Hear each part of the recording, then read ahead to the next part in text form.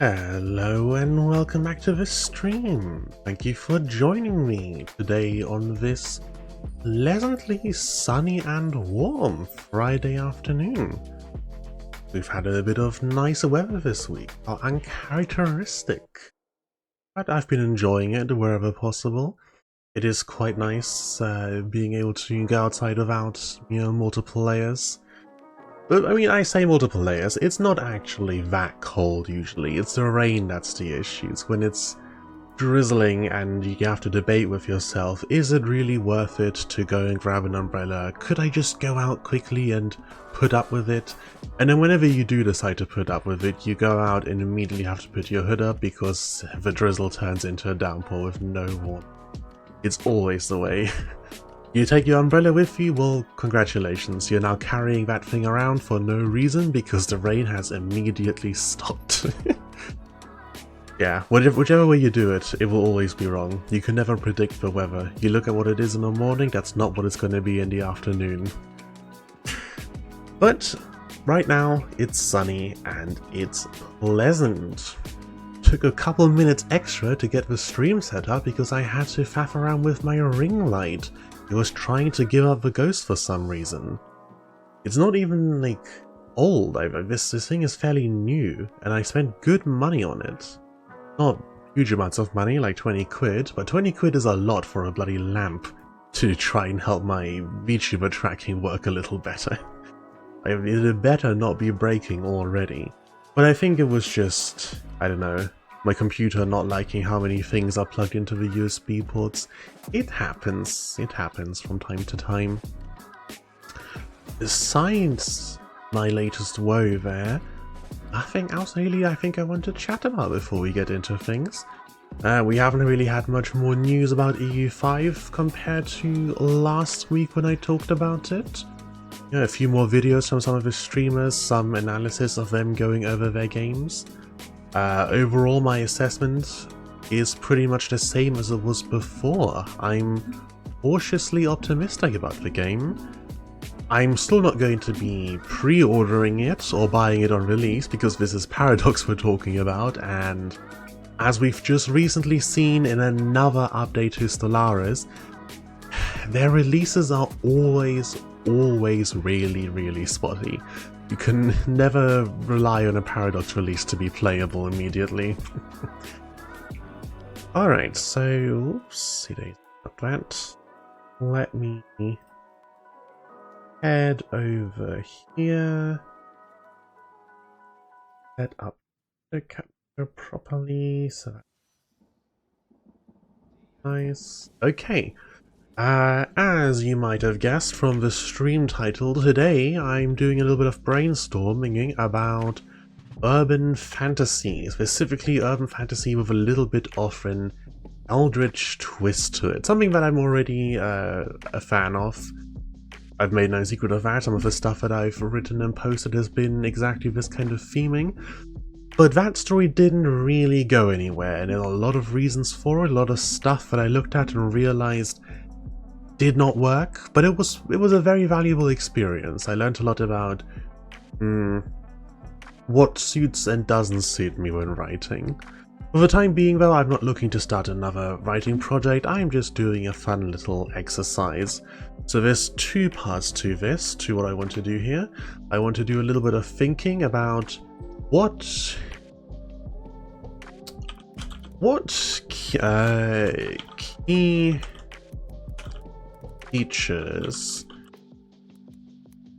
do you want in a fictional city? Oops. City.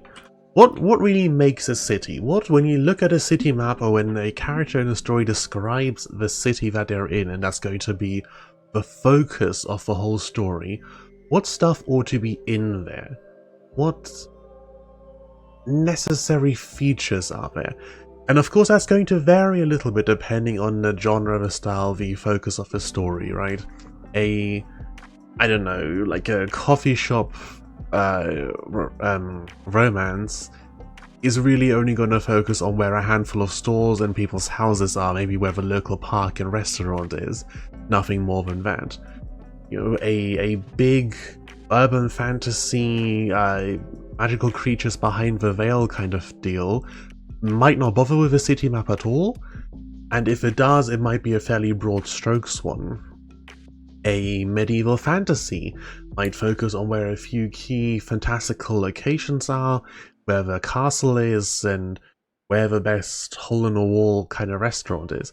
But there are, I think, overlaps that you see in most cities no matter what the setting is. Like, for example, a restaurant slash... It's a less formal... I mean, a food store...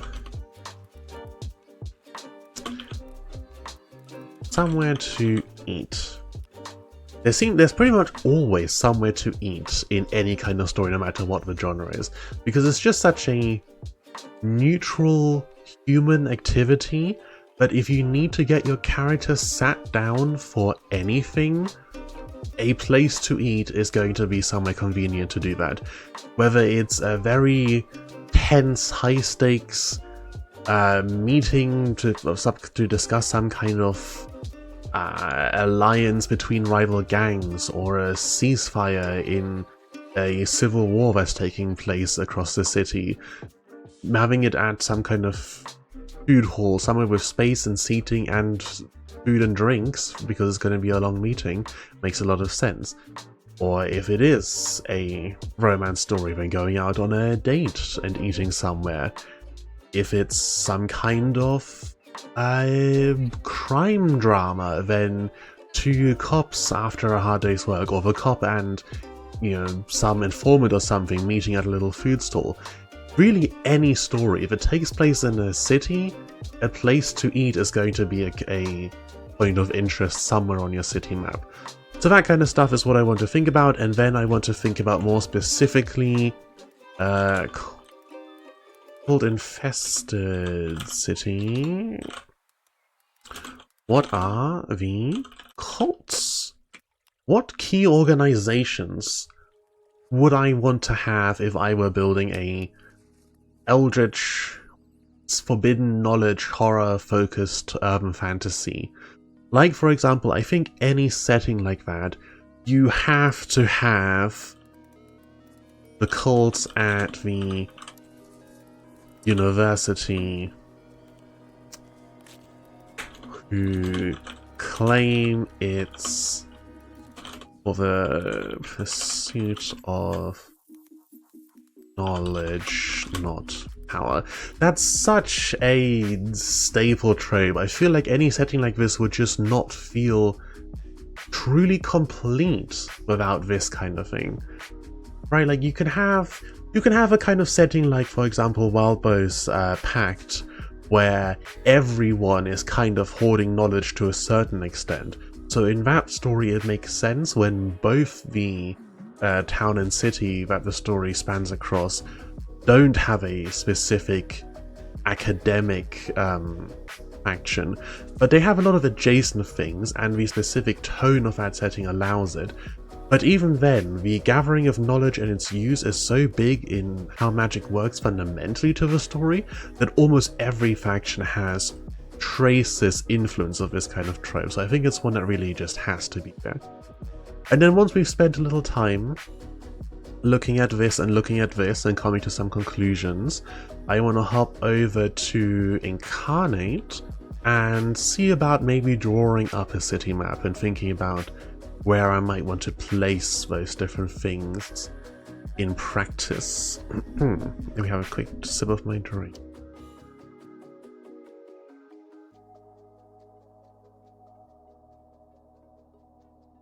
I've got some really lovely apple squash.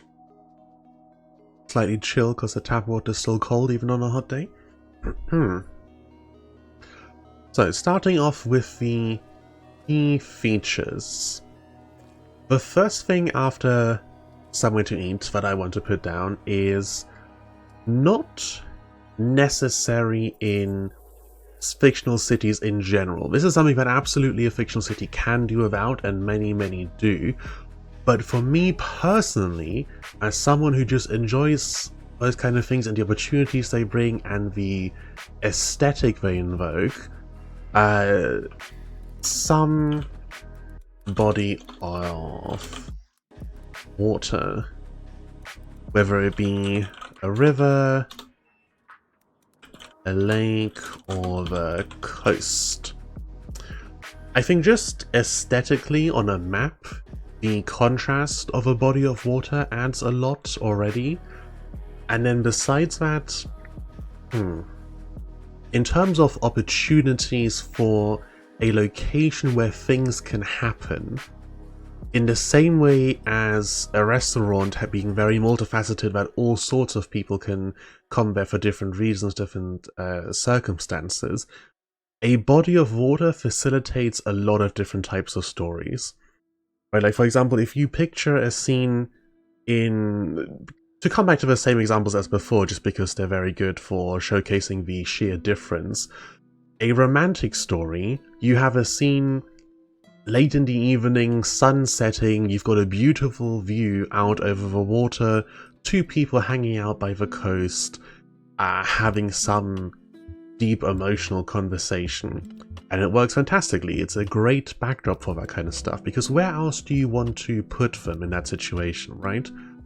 They need to be ideally standing, right? This is a scene that's about them only, not about what's happening around them in the background. So you're focusing on two characters. You maybe don't want to have them, say, stuck in a car together or whatever, just because that setting doesn't lend itself to a lot and it's very contained, very constrained, they're stuck with each other. So you want them out in the open, they're chilling, relaxing. You could put them at a little table outside a restaurant, or you could put them somewhere in nature, like a park. In a park, what are they doing? Probably watching the wildlife, and where's the wildlife? It's ducks on a pond. So you have a water feature. If you just... This is less of a science and more of a vibes-based thing, but if you just think about, picture these kind of scenes in movies you've watched, in shows you've watched, how often are people having this kind of conversation while looking out over the water?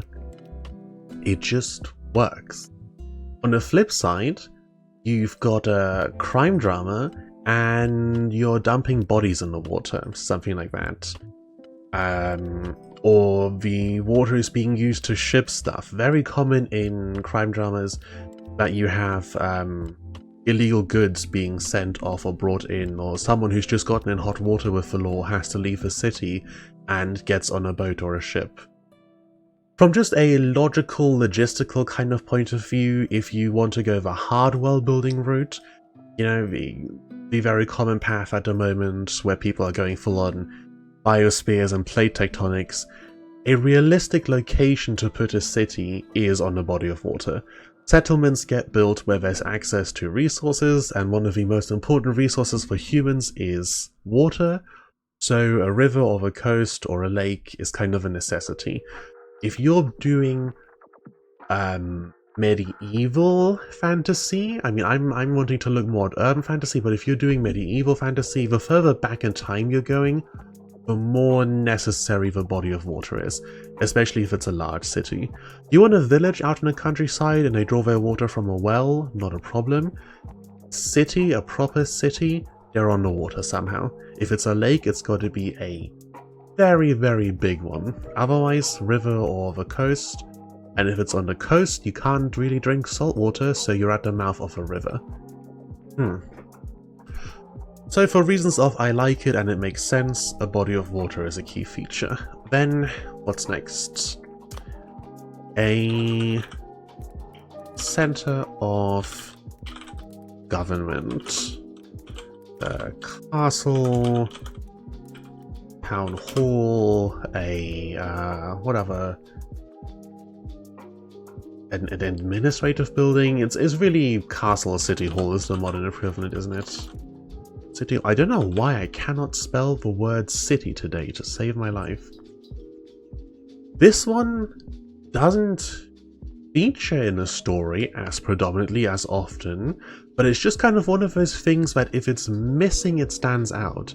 If you have it, if your map, maybe not even labeled, if your map just has a very big building somewhere near the middle of a city, people will naturally assume, okay, that's where the government is. That's where the people in charge are managing things from. If it's not there, it looks out of place. Someone will look at a map and be like, okay, well, where's like the focus of a city? Where's the center? You can center a city around something like a market to a certain extent, or the shopping district, but somewhere there needs to be just a large building where things are run from. It's one of those things that if you put it in, it feels almost redundant with how obvious it is. If you leave it out, you will notice its absence because of how obvious it is. Then, major landmarks are usually good. Or maybe not a landmark. No, yeah, a landmark. But not in the sense of... In the more literal sense of a mark on a land, not in like, oh, this building is particularly famous, so not a historic or cultural landmark, a literal mark on the land you can use to orientate yourself. There we go. A city is a big place, and if you've got characters running around the entire place, getting into all sorts of trouble, getting turned around potentially, or not getting turned around, equally as important, you need some way for the reader to keep track of where they are. And having a major point where everything is orientated to is really, really useful for that.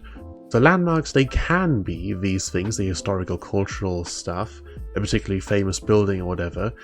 Usually something big that stands out, right? Like, for example, the London Eye is a big Ferris wheel. It's really, if you really get down to it, it's not that important of a building. It's a nice view of the middle of the city, sure, but it's a Ferris wheel, right? But it's also very big and very noticeable. It serves its purpose as a landmark really, really well. For a lot of cities where this is true, where you're by a body of water, you can use the water to orientate yourself to a certain degree, especially for the coastal cities that are kind of by necessity on a river as well. It gives you kind of a way to section up the city, right? You've got one direction which is towards the water, and you're pretty much always going to know which direction the coast is from if you're living in a coastal city. And then you can use the river to divide the city, so now you've basically easily narrowed down, you've quartered the city just by knowing where the bits of water are. You are closer to the coast on the west side of the river. There we go, 1/4. You're far from the coast on the east side, that's the opposite quarter. So you can use that to section off the city. And when telling a story, this is something that gets debated every now and then between like fantasy authors. Lots of fantasy authors have different opinions on whether they like to have a map in their books. Oh, my tracking is drifting off. Let me just reset that. Yeah, they like to have... they have different opinions on whether they like to have a map in their books. Some authors really like the map. They think it's a core aspect of the high fantasy experience that you get to see. Here is what this magical, mystical world looks like, and now you can imagine, you know, the hobbits traveling along this route to get from the Shire all the way to Mordor and stuff like that. Some authors are very staunchly on the opposite, and they're like, no, you need to have a rough idea of like, this place is this many days of travel from this place, so that you don't write plot holes or inconsistencies where you claim one journey takes X days, but then they need to get somewhere else in a hurry and they suddenly do it in half the time. But beyond that, don't give any details, because all you're doing there is locking yourself into not being able to do stuff later. You're not being able to say, hey, here's this and this place, or this is actually here in relation to this other thing, it just wasn't established before. I think there's merit to both. I think you will tend to do both to a certain extent, because even if you have a map, you might not have every last detail present on the map, and even if you don't have a map, you are going to note down certain features and where they are in relation to each other over time. The longer your work goes on for, the more of those details you're going to have, probably. I say probably because you might just have your story set in one specific location, and where everything else is never matters. When it comes to a city, I think a map is a pretty good idea, and I think being fairly clear on where things are is a good idea, and I think it partially is more lenient because there's so much in a city, right? When you have a map top down of a city, all you can really tell is that there are buildings there. Some of them are particularly big and particularly noticeable, like the center of government, and you can point those out just visually. But the rest of it is just houses, blocks of flats, buildings, offices, with no real details. So you're completely free at any point to point at one spot and go, actually, this building is this thing that wasn't mentioned before and is only being brought up now. And there's no, like, it doesn't detract anything, you don't contradict yourself, it's very easy to do. So I think for kind of authenticity, or that feeling of the characters really living there, being specific with where places are is better, because it's going to feel kind of strange if your character, if a character avoids being specific with where places are. If they're asked, oh, where are we going? And they just say, we're going... What's an example here? Because I don't want to... Now that I'm thinking about it, there's of course the extension of this of if you're living in a city and you're very familiar with it, you'll know where certain places are. Like if I tell someone in the city I'm living in that we're going to town, they'll understand that we're going to the main high street in the middle of town and not to one of the other sub shopping districts or shopping areas, not really a district. But if you then say, oh, we're going to town, and it's like, okay, which part of town? How do you specify that? You could say that it's... You could give the specific location of we're going to town and we're going to XY store or XY building, or you could give it in relation to a landmark. Excuse me. And at that point you're locking down where those two locations are compared to each other, and because you can't want to, generally speaking, be comparing things to the landmark... Jeez, I might need to take another drink in a minute.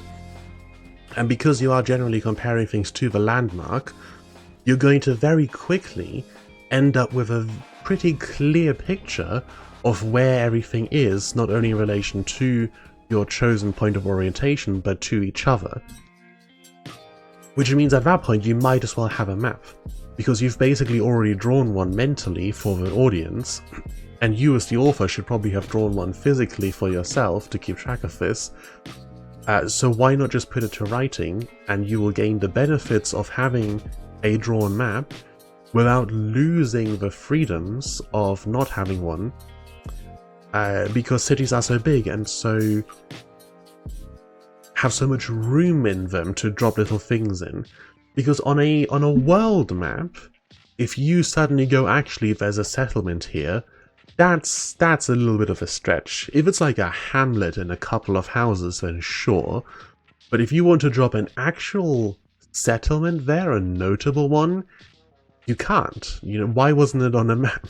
Unless you've got a map of only capital cities, then it should be on there, right? It's either a major enough settlement to have been drawn, or it isn't that major, which means you've limited yourself already in what you can put there. In a city, it's just a building. That building over there, random one that you've picked up off the corner, that can be the single most popular dance club in the entire city, or it can be another random block of flats. And there is nothing stopping you from doing either. So I would very much say go for being specific and make generous use of landmarks to orientate yourself, your characters, your reader in the story, and pick out where exactly they are, because it's similar a little bit, I think, to the video that I did a while ago on using slang in fiction and how that's done, in the way that the specific language characters use and how they refer to things says a lot about them, and that extends very much to how they talk about the place that they live. So if you've got a couple of people for whom a particular pub is a major landmark, a point around which they orientate themselves, and that will tell you something about their circumstances, their life, how they spend their day-to-day. Whereas if someone, if someone orientates themselves by something maybe unusual, like a particular block of flats that they don't really have anything to do with, then that will also tell you something about them. And I think there's a lot you can do with that. I also think I've gone horribly off topic on this entire tangent about landmarks and city maps, when really what I wanted to be talking about was more features of what you put in a city. That was a 10-minute tangent there. Hi, Making City. Hello, Edwin. Welcome to the stream. Yes, sort of step by step. I'm doing 2 little brainstorming exercises. I want to first think about what stuff I think actually might go in a city. Then, specifically for urban fantasy, I want to think about different types of cults and magical organizations that you could put in a city. And then after that, I'll head over to Inkarnate to actually try and draw stuff out and see how I can fit all of this into one app. So, what else? I mean, I mentioned market districts or shopping centers.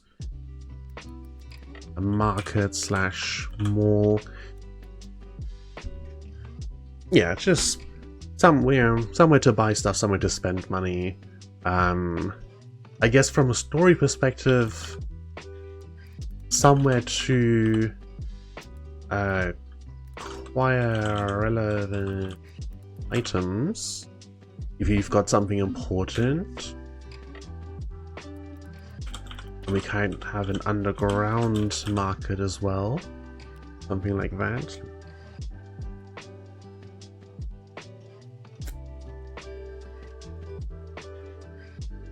Somewhere to buy illegal goods.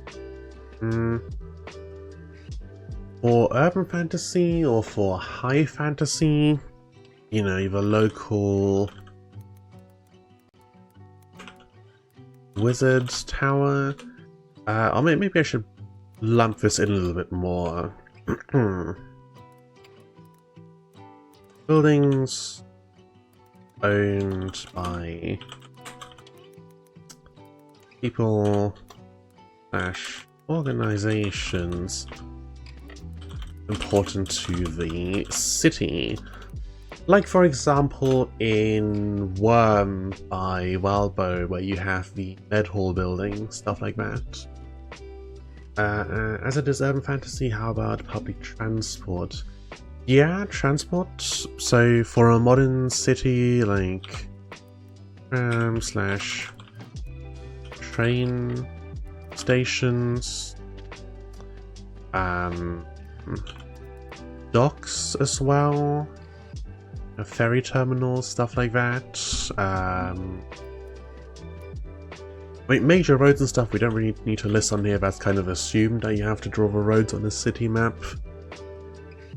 In a fantasy or urban fantasy, you could also have maybe a portal station, something like that. Portal station, airship port for high fantasy. I think I will include stuff on this list that might go into very specific types of fantasy besides what I'm going to work with afterwards, just for completeness of the list, because it's interesting to think of those kind of things. Yeah, what else? Some of these are fairly broad categories, like buildings owned by people / organizations important to the city can cover a lot of stuff. As I want to replace like wizard towers or the metal building in Worm, Arasaka Tower in Cyberpunk 2027 and Edge Runners, things like that. In the city I'm in, there's a bridge that's basically a big point of interest, but I think that falls under the landmark category. Put some stuff here. Bridge. Large. Ferris. Is that how you spell Ferris wheel? I don't think I've ever written that word before. A large Ferris wheel, like one in London, particularly tall skyscraper, just basically stuff that's big and visible from a long way away. All stuff that's just very, very important. I think a bridge can get away with not being as visible just because it being part of the infrastructure, part of the roads, means that anyone traveling through the city has to know where it is anyway, even if they can't see it and use it to orientate themselves. So at that point they're orientating themselves by just what road they're on rather than anything. Which is less common in the modern day, more common even just a couple decades ago, you know, before you had a map on your phone, before you even had a sat-nav in your car. People would just remember where every single road in their city, in their neighborhood, whatever it is, which sounds like an incredible amount of effort to me, and something I'm very glad I managed to skip. For Urban Fantasy adding a museum or university. Yeah, major institutions kind of attaches itself to the buildings owned by people / organizations. So, major institutions... Museum, university, building,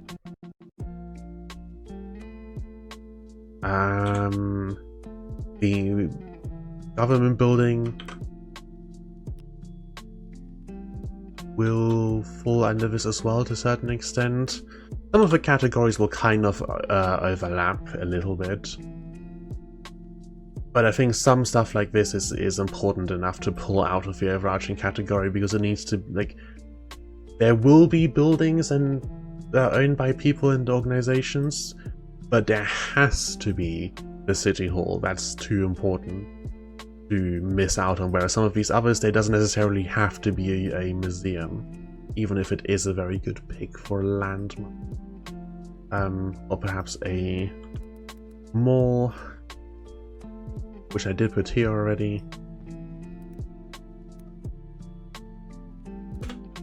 Let me rearrange that a bit. London Black Cab drivers still have to memorize the London Road taxi exam.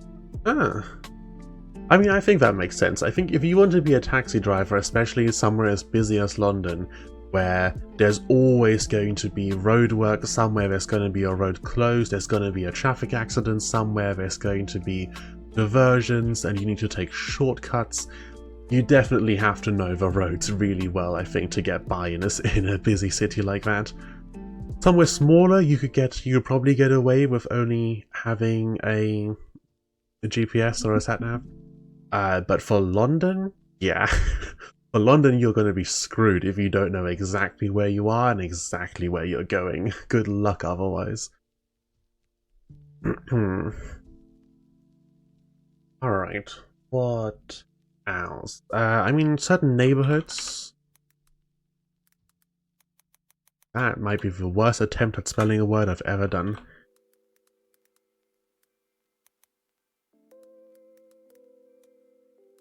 Ones that are particularly well off or poor, large, very large ones, gated communities,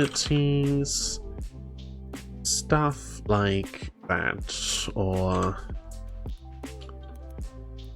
where celebrities live.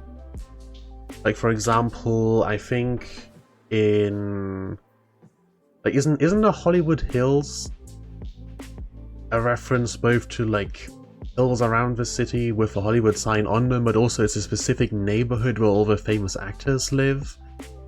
Or in what's another place I know of? I don't know many famous neighborhoods in South England. In like is it in Bournemouth? I think there's Sandbanks, which is a part of the city that's like all multi-million pound valued mansions.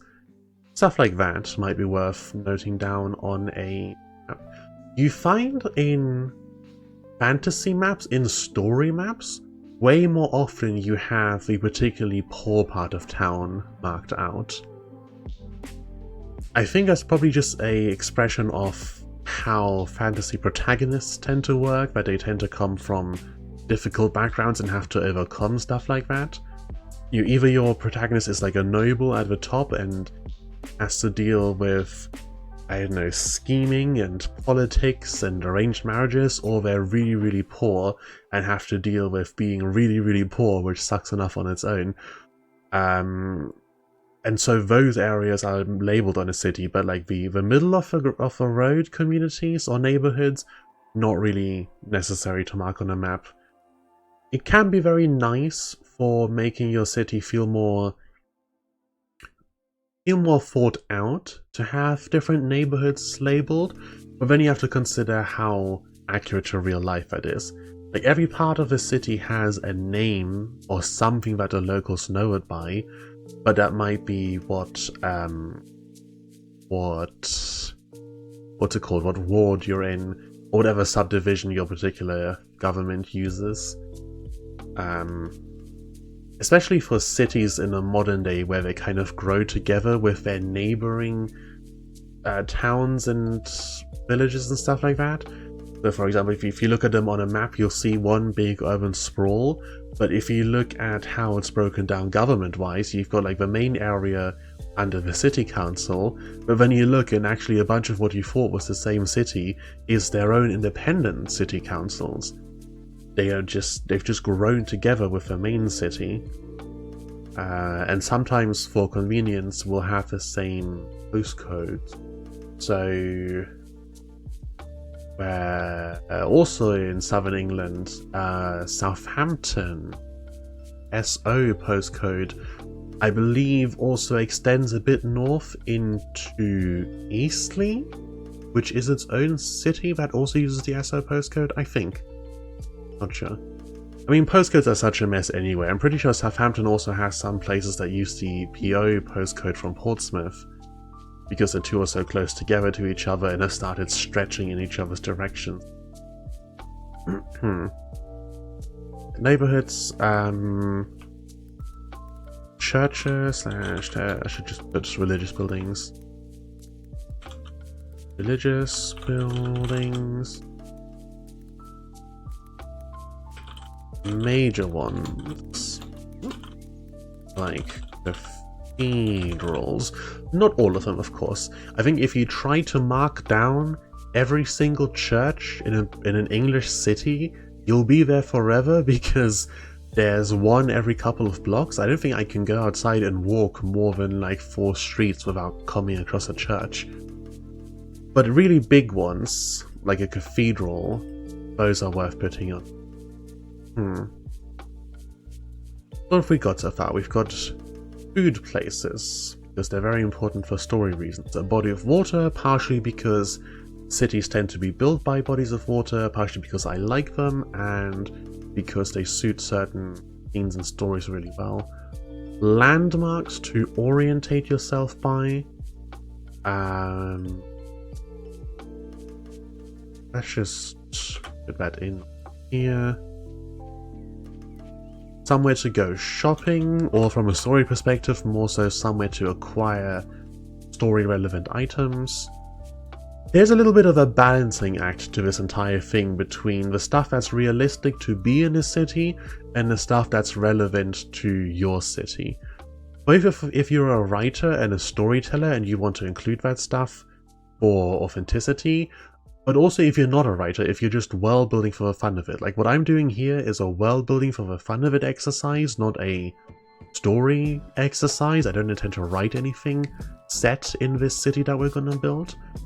But you very much have to balance what you want in there with what kind of needs to be in there to be realistic.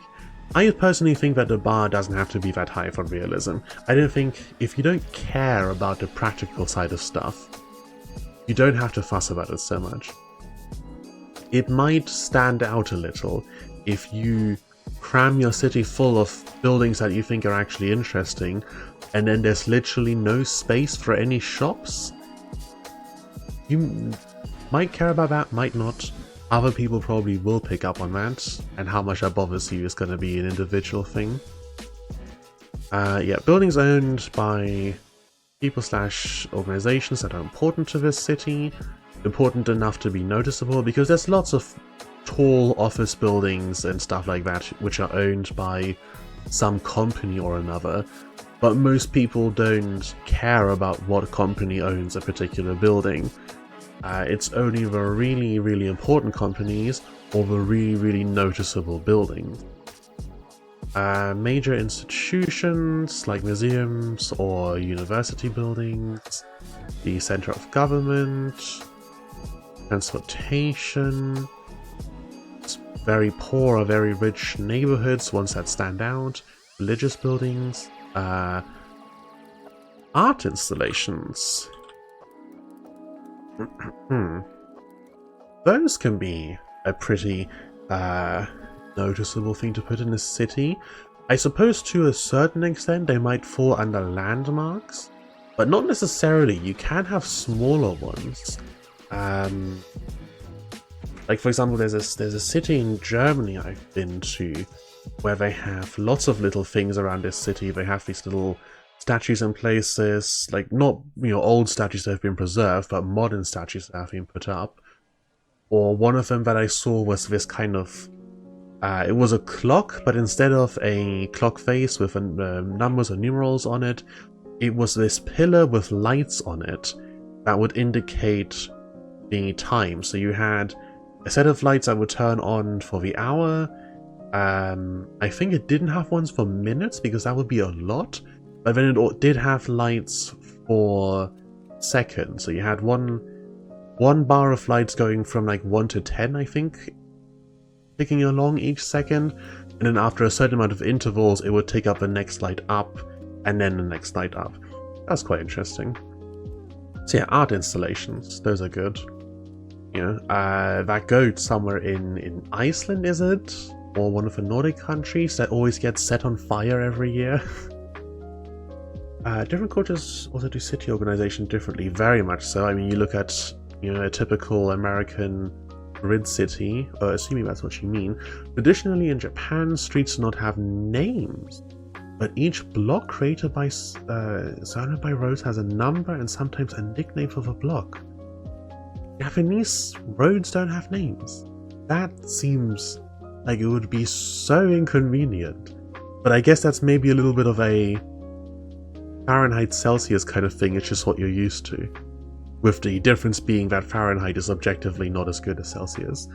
So each block created by being surrounded by roads has a number and sometimes a nickname for the block. In Japan, instead of a postcode, you can send a letter to city number, neighborhood number, block number, house number. Okay. I guess we can put that kind of next to the neighborhoods category. A particularly well-known... actually, let's put that under neighborhood.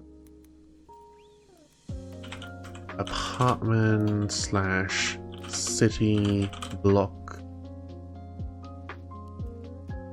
Yeah, something like that. So if you I guess similar to like a gated community or the part of the city where celebrities live, you might have one block of the city, one chunk sectioned off by roads that's particularly noticeable for being the biggest, maybe. And that's what that means, that enough people know its name, enough people use it perhaps as a landmark for it to be worth labeling on your map.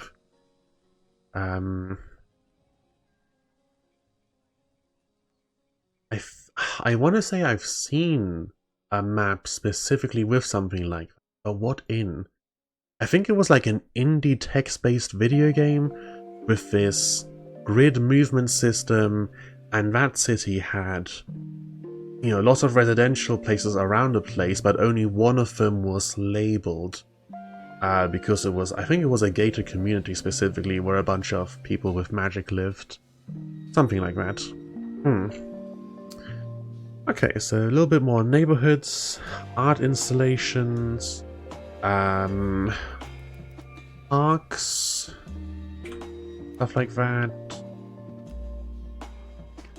Just take a drink.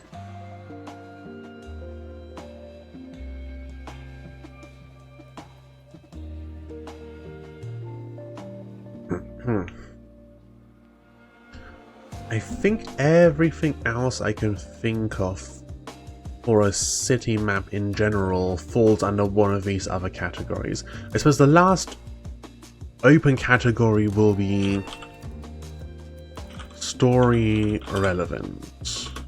So protagonist, house,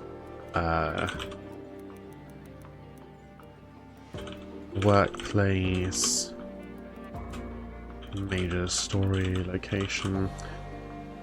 Yeah, if you're writing a story in your city, then you'll obviously have the important places to the story labeled in there somewhere as well.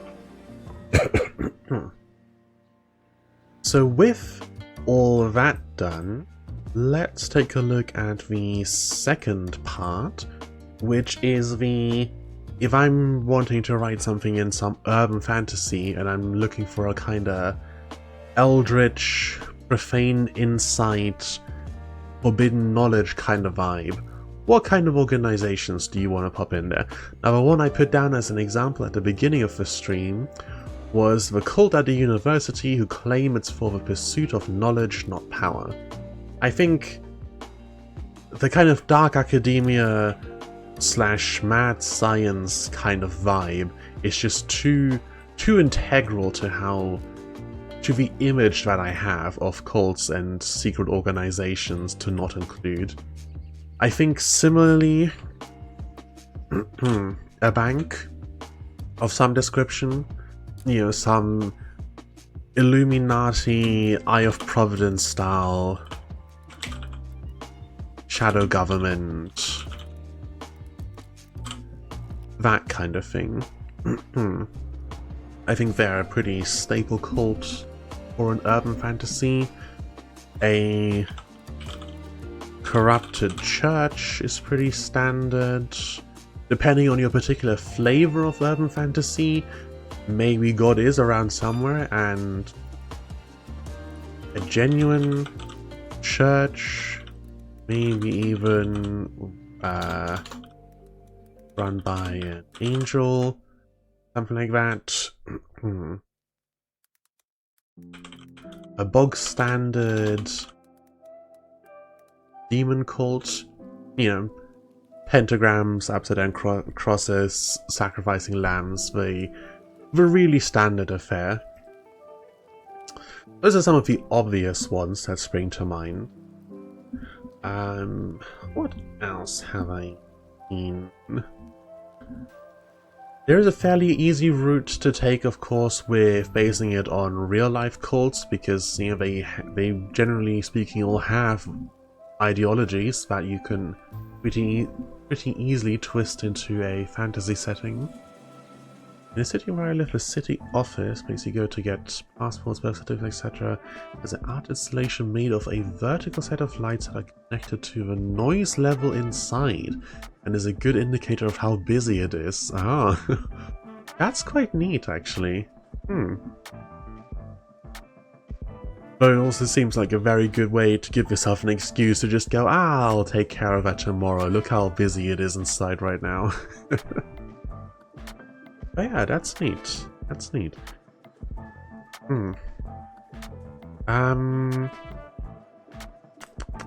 What else? Alt-wise. The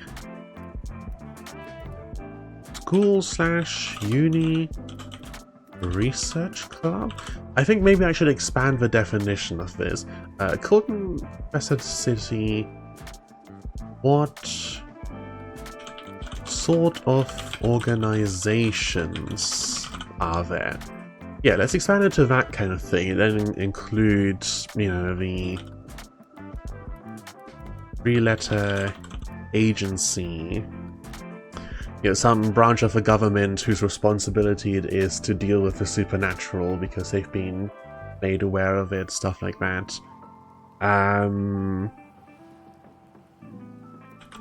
Vampires, maybe? Depends on your brand of urban fantasy, but I think... And maybe I'm a little biased because my favorite kind of vampires are generally the kind that come from the World of Darkness games. But I think vampires fit in really well with this kind of eldritch vibe. Just because they basically are eldritch themselves and are very... the hidden in the night hierarchical structure that comes with most vampire fantasies to begin with lends itself really well to this kind of thing. I mean, you look at the World of Darkness and like the Tremere, who used to be a mage order and then turned themselves into vampires. They're basically perfect for this kind of thing. I am getting a crick in my neck from turning my head further and further so that my model is not off-center. So instead of doing that silly thing, maybe I just reset it again. I wish I could figure out what on earth is doing this to my model, because there's no rhyme or reason to it. Sometimes I will go an entire multi-hour stream with my model perfectly aligned in the middle, no issues, and other times I have to reset it every 2 or 3 minutes, it feels like. Okay, so... Mad science / quest for knowledge gone wrong, a shadow government style stuff, churches and demon summoning, actual research, the government, not the shadow government but the actual government, vampires, regular mages, maybe. Regular mages feels kind of almost more iffy than the vampires, just because if you're going for a... I feel like this is better served by a darker sort of vibe, in which case this is the more appropriate one than this. But I think it's still worth listing. In fact, let me take the question marks off here. I'm just going to do the same thing as we did up here, which is simply include everything that pops up that generally fits into this question, and then we can pick out the bits that are the most interesting for the specific fantasy I'm trying to build later on. So in that regard, regular mages probably get split down into like nature mages, techno wizards. Let me change that to druids, techno-wizards, and now I want to make sure I don't draw entirely from the World of Darkness, because they've got the Council of 9 traditions, and I think it's a very good way of dividing mages into different approaches. Maybe I just leave this there. We've got the idea that there's more sub-labels under this overarching one. You can probably sort some out by goals. Like possibly the demon cult would probably fall under a similar sort of umbrella as the Deep One's cult. You know, very shadows over Innsmouth, Call of Cthulhu kind of deal. Trying to summon stuff and get turned into fish people along the way. There's a pretty good game that I played on stream, I think a year ago or something like that, called Shadows of Forbidden Gods, that has a bunch of stuff like this, where you play as some eldritch outer god trying to corrupt and consume the world, and doing it by all sorts of different means. And one of the ones you can do is by summoning deep ones out of the ocean. Though I never really did much with that, I usually focused on enshadowing people and driving them to insanity. That's a very good game, actually. I should go replay that at some point. It's a good one for stream because you can do like one whole game from start to end within a couple hours. Unlike, you know, EU4, where if I want to do a full game, I probably have to stream it for a week straight. Museum houses one or more mummies. Original bodies preserved, their souls keep.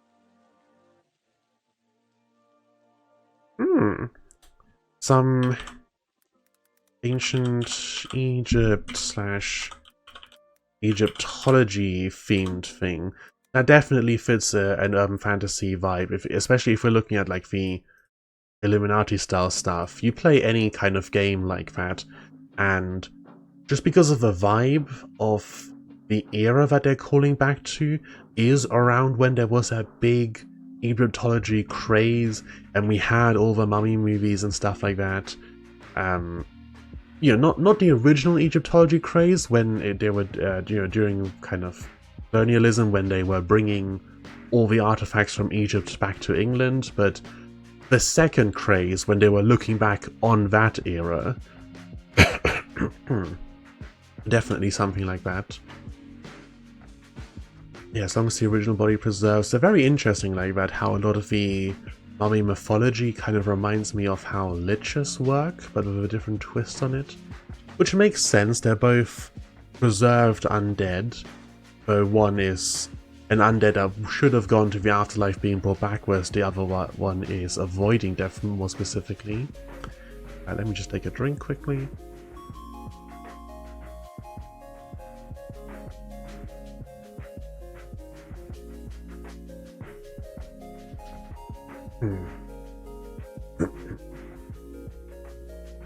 Seeing as we are over an hour in, and I'm gonna need a hot minute to refamiliarize myself with how Inkarnate works, considering how long it's been since I used it, let's wrap this section up fairly quickly. So, besides aesthetic, the other way to really differentiate these cults and organizations is what are their goals. And that usually boils down to power, knowledge, forced into it by a higher power, or fighting to prevent influence from a higher power. I think that's broadly it, right? People are in it for material stuff. I guess we can separate wealth out from power to a certain extent. The two tend to go together, but when magic gets involved, you can have power without wealth, even though the power makes it much easier to take wealth. There's a power, wealth, knowledge, serving a higher power, fighting a higher power. That's the broad strokes of cults, and then the rest is mostly methodology and aesthetic, which I think matters more, but is also way harder to pin down because this is basically an infinite list, right? You can keep writing different tropes till Kingdom Come. So heading on over here to Inkarnate. When was the last time I even was on here? 2024. Ah yeah, July 2024. Alright, not a world map this time, we're going for a city map. Now Inkarnate doesn't have modern day city assets. I believe that's something that's in the works, maybe? But for the time being, we can make do with more fantasy vibe. I mean, if you look at some of the examples they've got here, lots of this can pass, especially when you're so zoomed out for a modern city. This I love. This is fantastic. I love lots and lots of coast and water stuff in my fictional city, so I'm going to be including a lot of this kind of thing. Yeah, I think that's all good. Okay, so choose style, landscape, editing resolution, not your screen resolution, not your map's resolution. We'll be able to export at the highest. I'm pretty sure my computer should be able to handle this. I've got a rather beefy machine. And if I remember rightly from... I think the reason that there's 3 copies of this map is because I was experimenting with how much the amount of tiles impacts what you can do with brushes, and I think the conclusion I got to was that bigger is better. So let's double this to like 80-60. Same ratio, just bigger. I can't remember. Might have been wrong, but I think that's the conclusion I got to last year. Alright, so Inkarnate. We have a mask tool, that's for the drawing of the terrain. We have a brush for changing the terrain, and we have stamps for putting things on that terrain. Yeah. Okay, we've got whole clusters of buildings. We've got individual buildings. I believe we also have building... Yeah, we have building components if we want to build our own buildings. Lots of detail. Lots of options.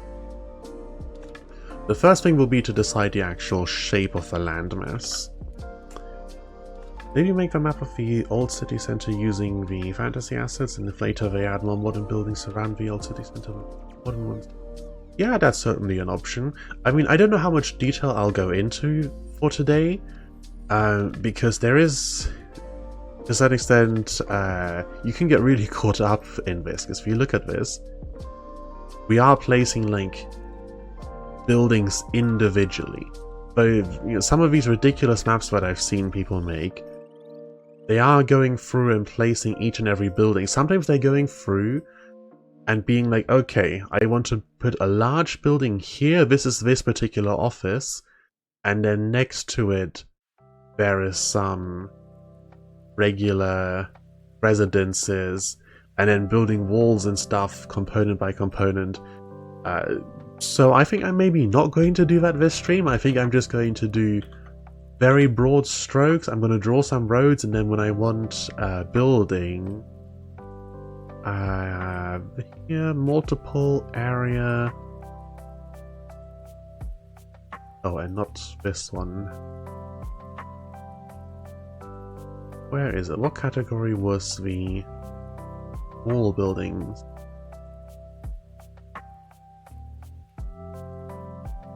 Oh no, here we go.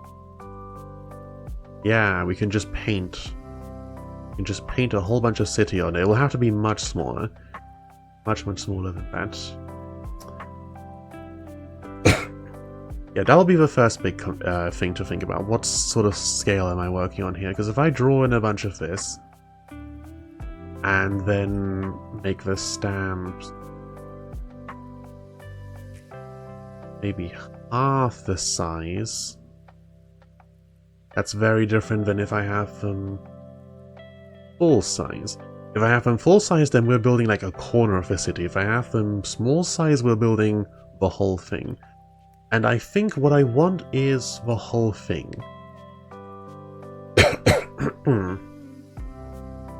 We're gonna have land. Let me remove all this. Land going off screen, down and all across here. And then there'll be more land. We'll make this whole thing fancy. Like, more than half of this will have land on it. It will just be, there'll be like a bay or something coming in here, stuff like that. Off to the coast in that direction, and then forest at the edge fading out here with some roads maybe? Oh, difficult. I think land will have to go further, because the map is not going to focus on a bunch of empty ocean.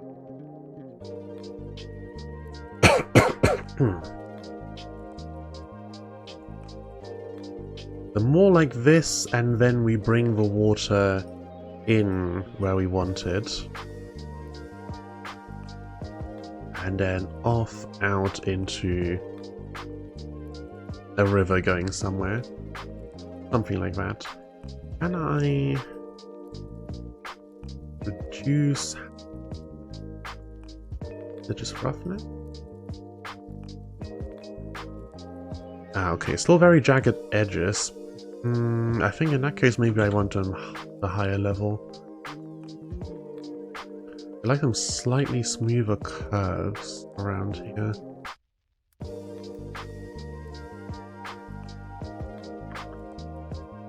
That.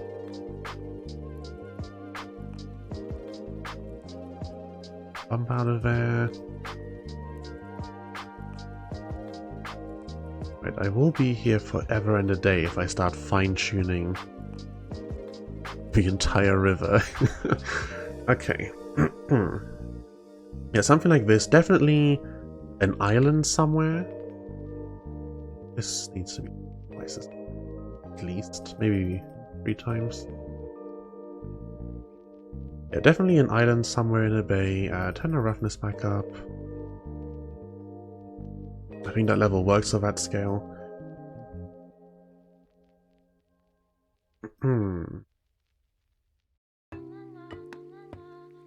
Yeah, something in the water. Have some bridges connecting this. I think that will be neat.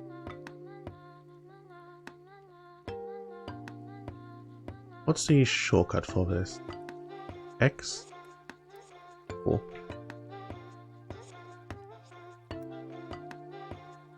Alright, little island there. Bigger gap around here. That can stay fairly narrow. I think that worked well. Have one side narrower, one side wider. Which generally, I'm not too fussed about the physics and the scientific accuracy, but this river coming out here should really mean that this gets worn away more. So possibly what happened here is that the river was going this way, but because maybe the ground here is harder, it takes kind of a sharp turn, which backed it up a little, and then it overflowed here. This wore away much easier, and now this is turning into the river's new flow, while this is gradually filling up with silt and getting blocked off. Eventually this will be closed, and you have like an oxbow lake situation. I say after telling myself that I don't want to get too into the details of water flow. Just a little bit here. No, that's too far. Okay. Yeah, something like that, but more like that example map we saw a minute ago.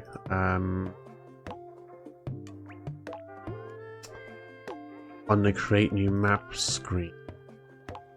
This, right? Look at this is. This feels like both zoomed out and zoomed in. The buildings are really small, but the detail on the coastline is very high.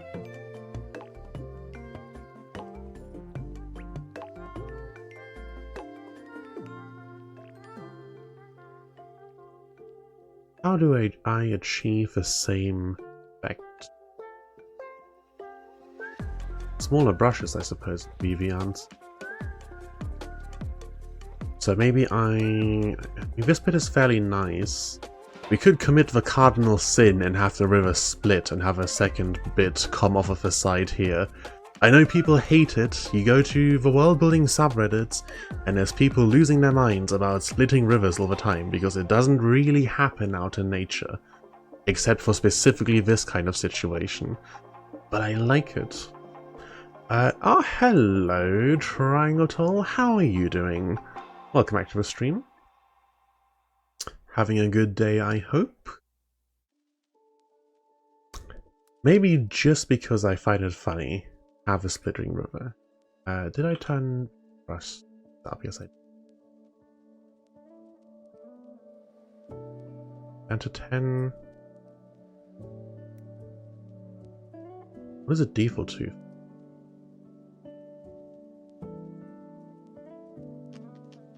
Yeah, a delta is a thing. But a delta I will probably have to do like contained in this area.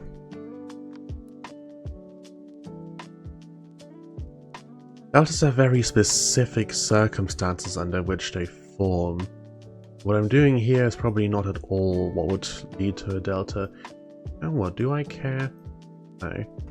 Plus, this is going to be like a fairly modern city with magical influences, so we can totally have a bunch of this be happening because of magic.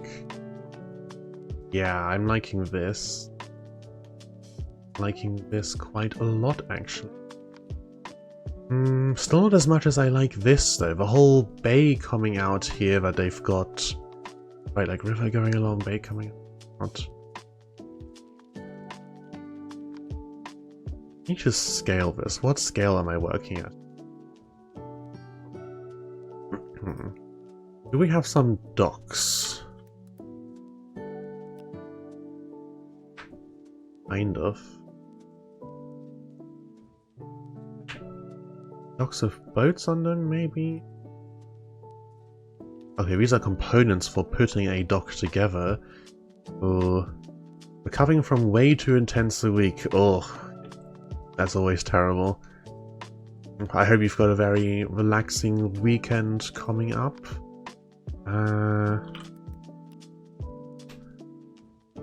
Some boats. Put on the dock. Okay.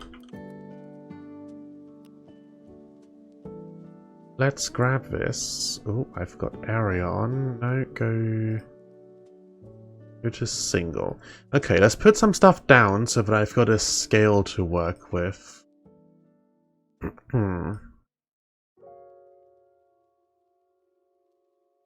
of these and some of these. Alright. And then also some buildings.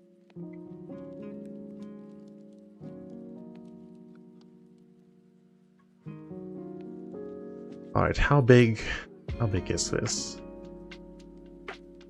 Because this zoomed out, this looks like a map from really, really far back. Right, like the houses should be... Ooh, the houses should be tiny. I'm struggling to make the house tiny.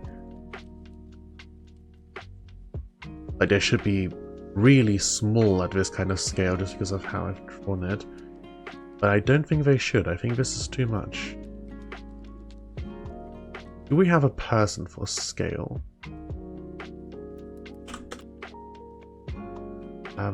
Maybe these are human style buildings. I think they've also got like elf style, dwarf style.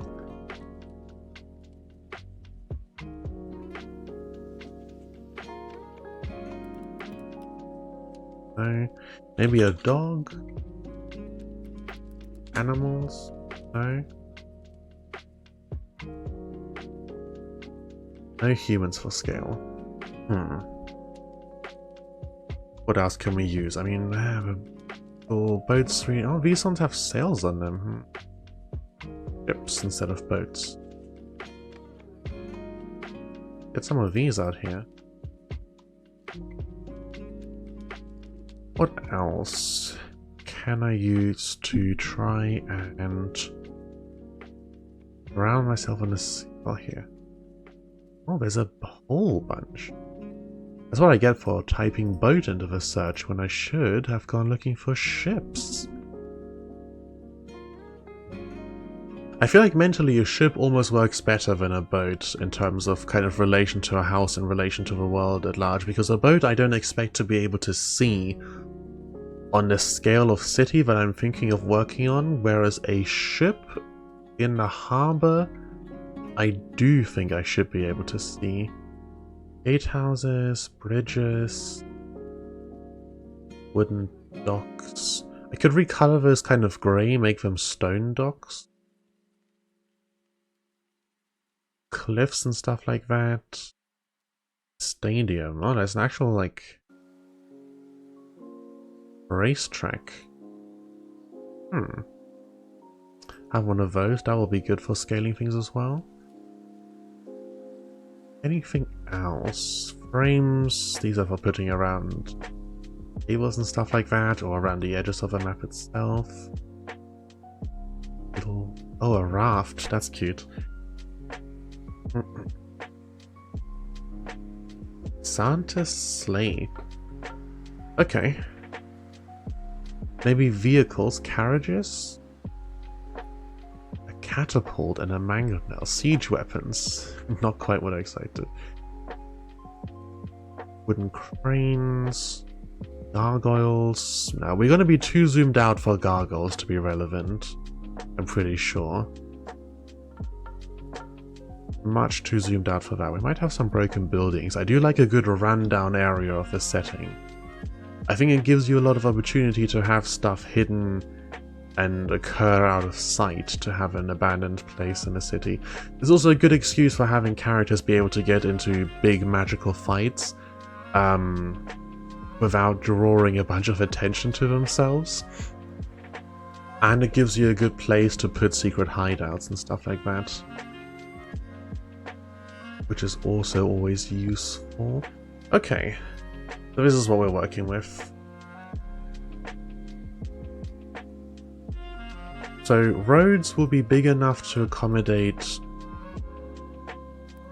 this thing. So if this were a road between the houses, probably this wants to be a little bigger in comparison. Yes, if there's a road leading to some docks down here, there are houses along the side of the road.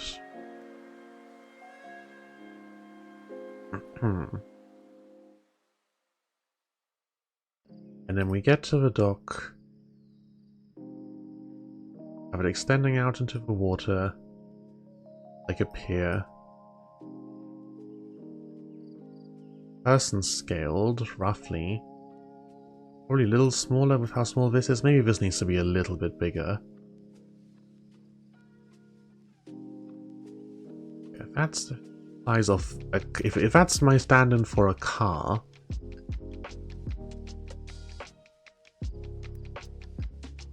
A copy of that. Have this running along the coast. That's my stand-in for a car, and that's roughly how big those are. And this is like someone's sailboat slash yacht that they've got here. I'm trying to visualize how this would look if I were actually there. Alright, road being bi-directional. We have cars coming both ways, you are correct.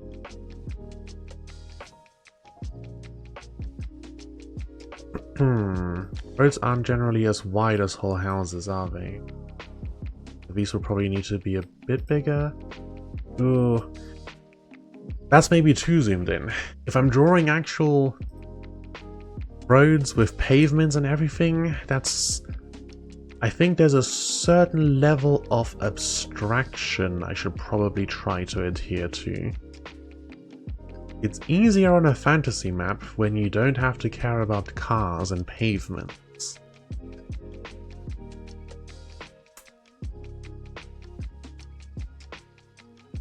Let's have a look. What urban fantasy city map?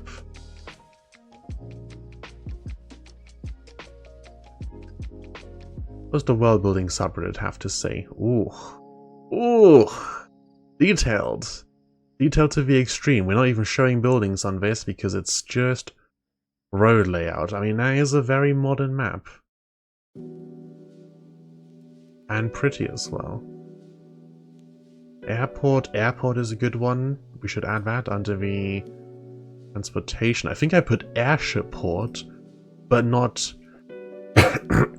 just actual regular airports somehow.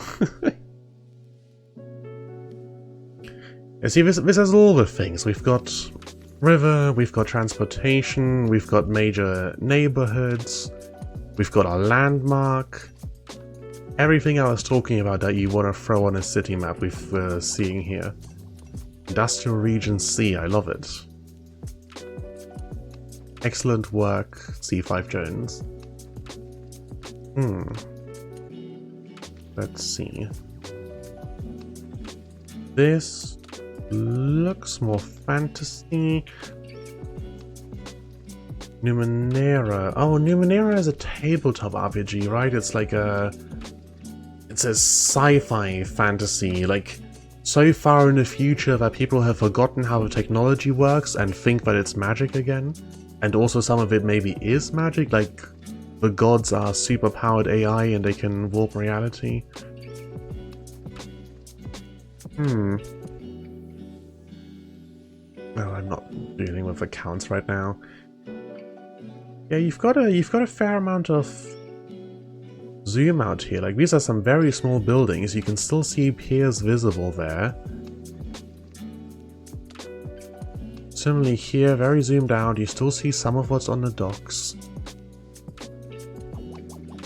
Okay, let's ditch the road scaling 2 size thing. We're just gonna say, like, this is the size of a road, but the actual vehicles and stuff are smaller. In terms of visibility, yeah, they're probably slightly smaller than the houses. Of course, then I need to fit it all to the actual land mass it's on, so... What do I want? Stamps, I believe from when I was doing tutorials and stuff, it recommended you want stamps on the same scale? What does 20 look like if a stadium... No, absolutely not. Not even slightly. What's the smallest I would be willing to make these?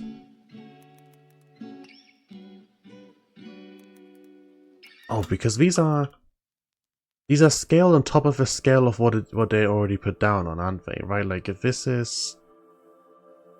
Oh no, is it? I thought they scaled double.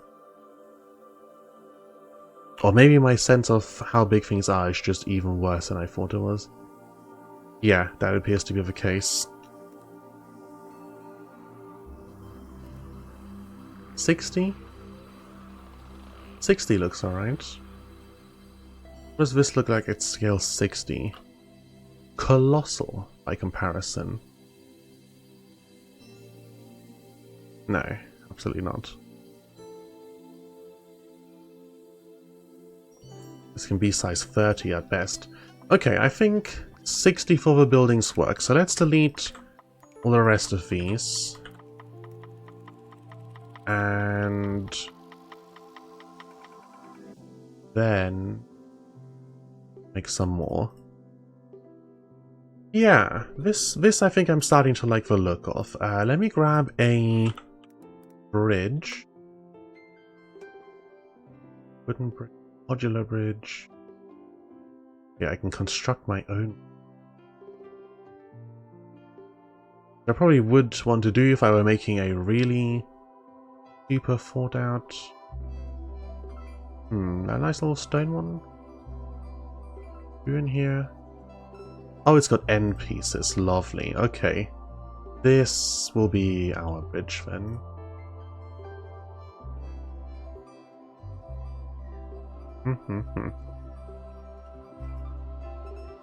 And then line tool. Dotted lines, no. I'm going to try and draw some broad strokes roads around the place.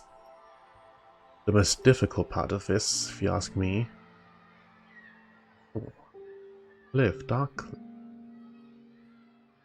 Got some terrain brushes. Flowers. A vine wall. There's a wooden bridge brush. Oh! That's nice. not specifically useful for what I'm doing right now, but the fact that this is an option at all is very cool. You can draw your town walls around the whole place. Nice.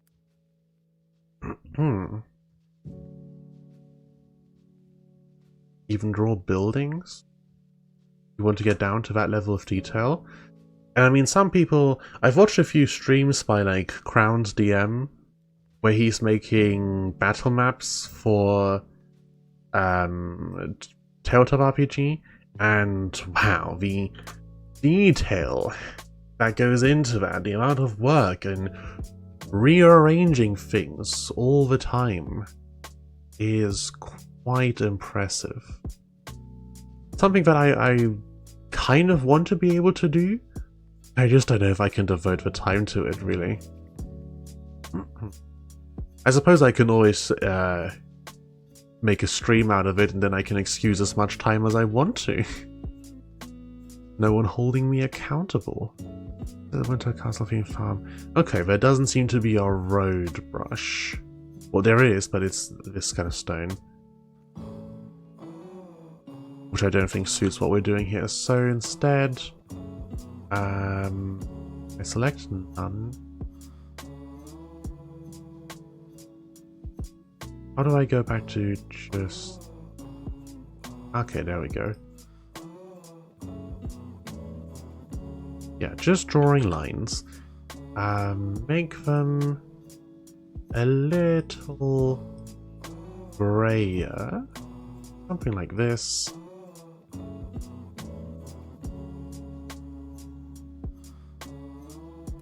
It'll mostly do. I mean, what have they done in here?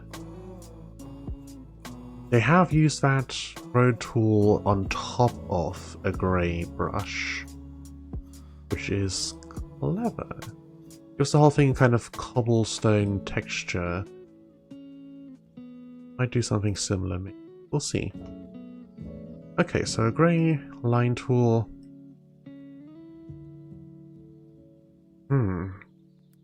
A little thicker, I think? A lot thicker. Opacity, blend, blur, strokes. Give me 150.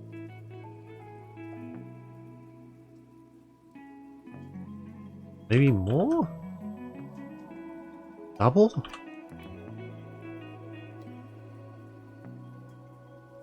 Okay, yeah, double works. Let me take another sip here.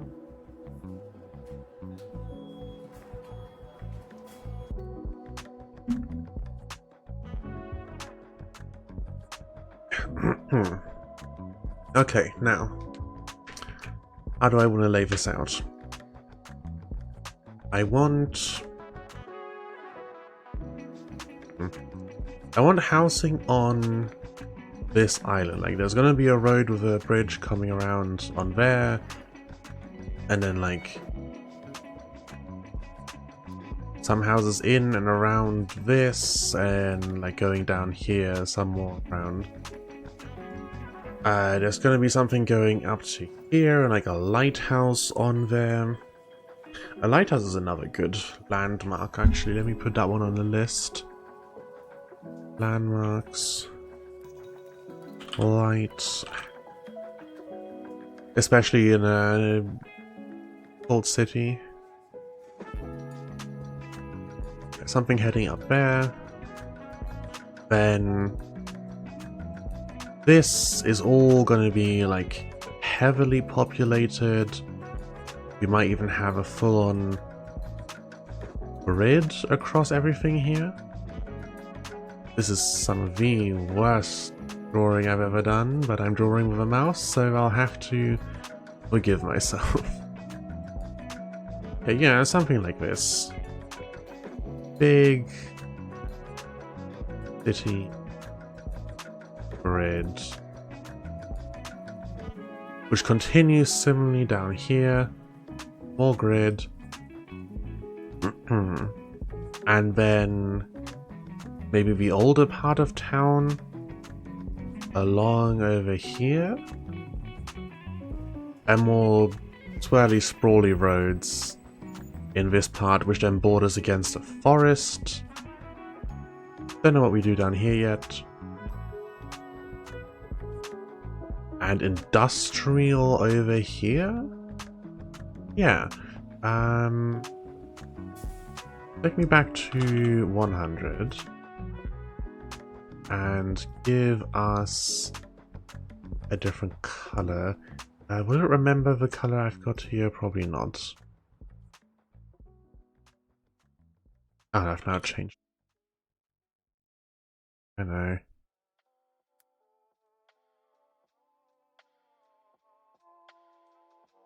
Really black.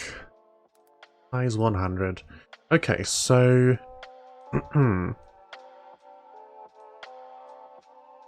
we have the... Oh, is there a text stamp? Yes, absolutely. There we go. Way more sensible. So we have the old city over here. We have new built and new built. Then we have the woods off to the side. Right. What's the D? D is to like the pointer. Okay, old city over here. New build, new build. Off on this side. Industrial. Industrial. There we go.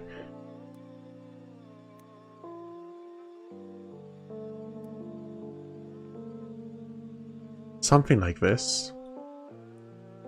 I'm just gonna finish my drink.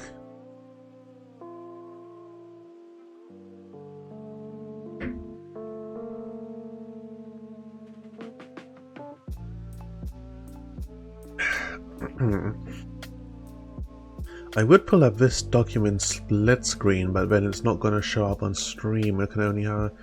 I need to set up a second source to capture another window. Yeah, so we have some spooky woods off to the side of the map here. We have the older part of the city sitting around here. We have some grid-based new built, both up and down here. Is this? I don't want to put the name on the river, but this whole area, maybe with some more old city there. Yeah, so the old part of the city centering around this section over here of the river delta. We might actually be able to make that more interesting. Wrong one. Was it X to change? Yes. I'm gonna have 2 different rivers that both flow down here, almost meet, and then separate again into their own things. And then the old part of the city would have been built over here around this, and around this delta, and maybe some stuff on this island. Maybe there's a bunch of fishing stuff. I want kind of more of an inland bay. I've been very inspired by the whole look of this thing, which looks really good. I still think that we've got the scale entirely... The scale feels entirely wrong for this kind of thing, because actually if I'm putting houses this big, then we're gonna fit like a couple houses on one of these. Whereas a bay needs to be massive, right? Or at least the kind that I'm envisioning needs to be massive. I'm still on the remove tool? Yeah. I mean like 30. Like this. This is closer to what it needs to be. Bring this out further. Stretch the land up a bit more. Made a lot of changes, consider saving your work. You know what? That's not a bad idea. Urban fantasy old city. There we go. Save it as that. It's going to take a lot of practice, I think, to get used to what I need to do for scale when making maps. I think I had similar difficulties back when I was drawing the more world map style ones. Down a bit. Yeah, something more like this. A bit more room in here.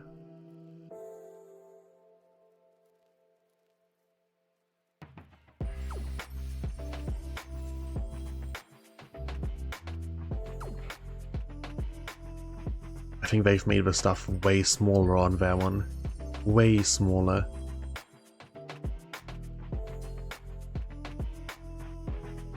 What was it saying before? 30 if I match? It might be right. It might just look too tiny because I'm gonna have to like zoom all the way in to place all of these houses individually, but 30 might in fact be the scale that I need in order for this to work.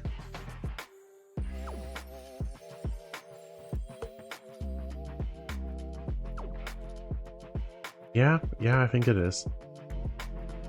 I select all of this kind. No. Go around bit by bit, grab them.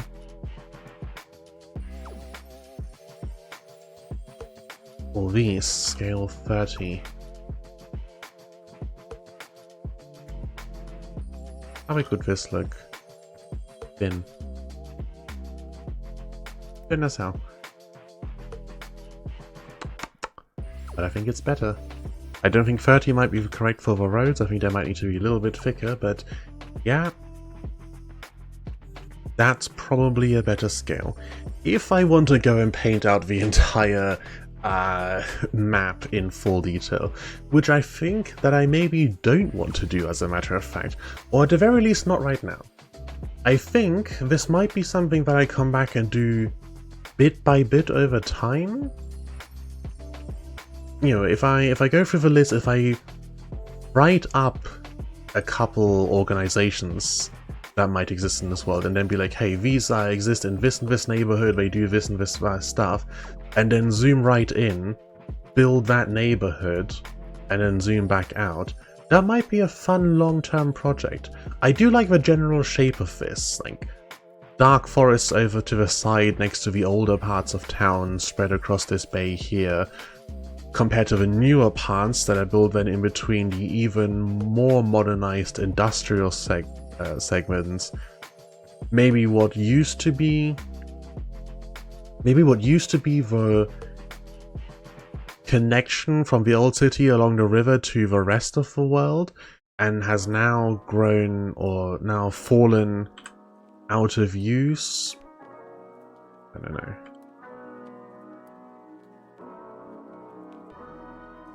And it's now fallen out of use over time. Does give things a little bit of a spookier vibe when they've been abandoned. But this can be like the ramshackle part of the town.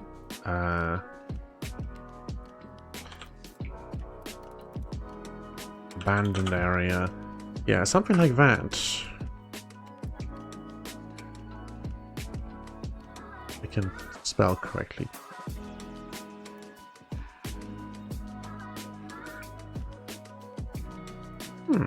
I think this works as a setup. I have to do a little bit of thinking of how to tie like this area in if I've got like a lighthouse and stuff here. Maybe with this being part of the old city, the city grew here, spread across the river to here and along the coast, and then got big into the new build and the industrial era. So at first it was a city that was just along the coastline, and then grew inland in the modern day. Or like it grew along the river originally, and then the middle bits and this down here was new. The woods used to stretch around here further until they were cut back. I'm liking the vibe of this. overall, I've got to say. I think it's got a cool overall picture going on. Let me save that again, and then I think we're coming up on 2 hours, which is probably enough for today. That's been quite enjoyable. I do love sitting down and doing stuff like this. I'm not so great at sticking to one project and doing it for a long time, but I love laying the groundwork, the research part. There's a reason why I started off making the YouTube videos, and it's because I love looking up and thinking and learning about all this stuff and then piecing it together. I just need to, at some point, actually sit down and keep piecing until I've got a full picture, you know? I'm sure it will happen eventually. For now, however, thank you very much for joining me today. I do hope that you've enjoyed the stream, and I will see you all next time.